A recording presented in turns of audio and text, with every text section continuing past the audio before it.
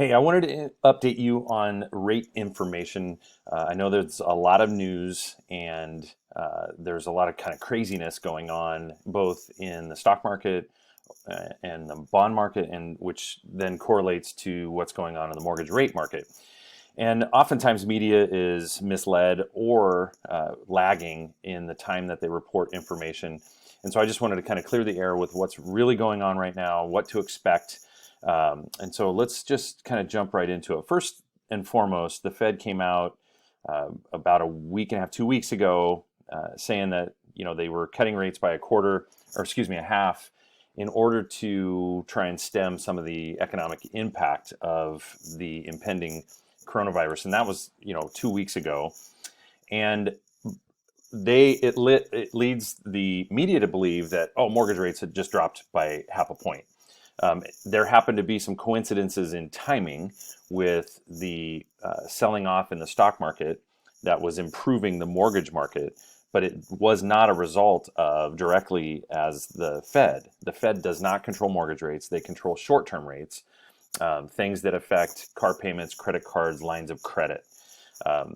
What affects mortgage rates are mortgage-backed securities. So this is a real-time trading feed of mortgage-backed securities. The key thing here is rates don't go up or down unless this goes up or down. And I have, often try and help people understand how mortgage rates work. I think it's important to understand. Here's really where things are at, where they've gotten crazy. I want to go back in time a tiny bit because we're in uncharted territory, frankly. If we go back to like even November, September, October, November of I guess all the way down here, 2019. If we go back 2 years, this will even give a more dramatic picture. This is back when we were in the like fives, November 2018. And we've been on this nice upward trend. Up is good for rates, down is bad for rates. We've been on this really nice upward trend correlating to lower rates. Then we see what happened on the last couple weeks leading up to this uncharted territory, really culminating Monday, which we've never hit this point here, and then it dropped suddenly, closing this gap. And all that is to say is that the uncharted territory that we're in is leading there to be panic in all the markets. You've seen the stock market is shedding thousands of points a day. Mortgage bonds are now shedding, significantly daily, beginning Monday.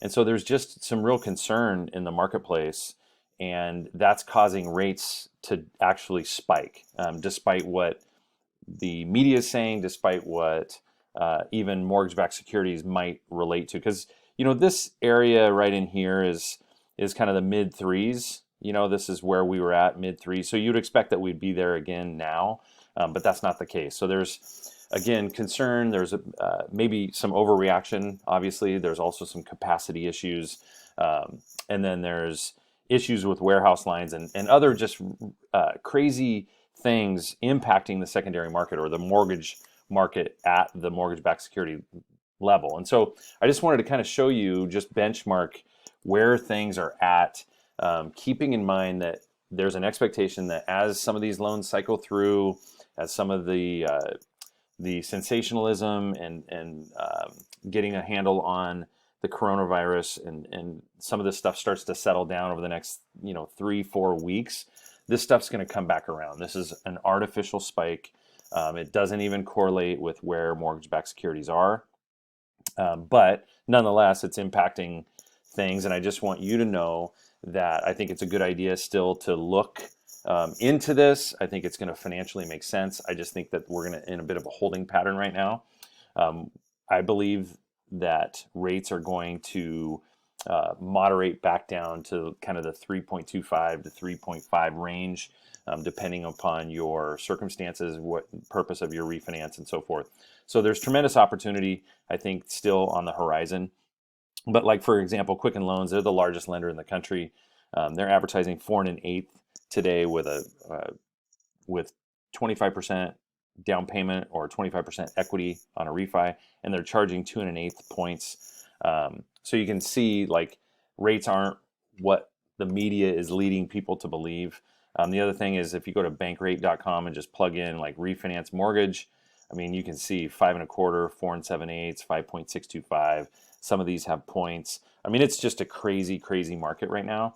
But again, I just want you to know that I've got my eyes on the market, keeping an eye on this for you. I think we're going to continue to kind of put things together for you, get information out to you on what it will look like at, at a rate that's expected to return.